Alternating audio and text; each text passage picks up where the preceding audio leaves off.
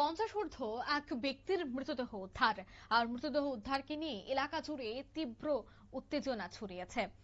ঘটনা সাবরুমের বিজয়নগর পঞ্চায়েতের বরখোলা এলাকায়। ঘটনাস্থলে পুলিশ, থানায় অস্বাভাবিক মৃত্যুর মামলা দায়ের করা হয়েছে।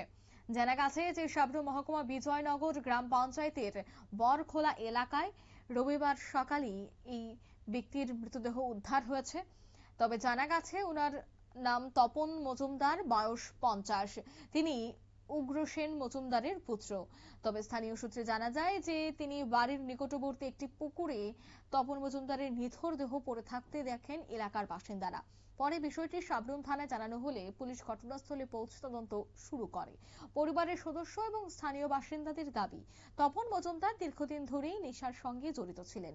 প্রায় 15 বছর আগে তার বিবাহ বিচ্ছেদের পর থেকেই তিনি নিয়মিত নেশাগ্রস্ত হয়ে পড়েন বলে জানা গেছে। শনিবার রাতেও তিনি বাড়িতে ফিরেননি। রবিবার সকালে বাড়ির কাছেই পুকুর পাড়ে তার মৃতদেহ উদ্ধার হয়। মৃতের ভাই স্বপন মজুমদার জানান যে তার ভাই দীর্ঘদিন ধরে নেশার সাথে জড়িত ছিল এবং গতকাল রাতে বাড়ি ফিরেনি। আজ সকালে বাড়ির কাছেই তার মৃতদেহ পাওয়া গেছে। এ বিষয়ে পুলিশ আধিকারিক কি বলছেন শোনাবো। যে একটা ব্রড ডেট হয়েছে বিজয়নগর নাম কি? নাম হয়েছে তপন মজুমদার, 57 বছর। বাবার নাম হয়েছে উগ্রসেন মজুমদার, বিজয়নগর। কি অবস্থায় দেখছেন? আয়া তো পুকুর পাড়ের মধ্যে মৃতদেহ রয়েছে। প্রাথমিক কোনো ইনফরমেশন আসেনি মৃত্যুর? প্রাথমিক ইনফরমেশন তো পিএম করা ছাড়া আমরা কিছু বলতে পারবো না। পিএম করার পরে বলা যায়।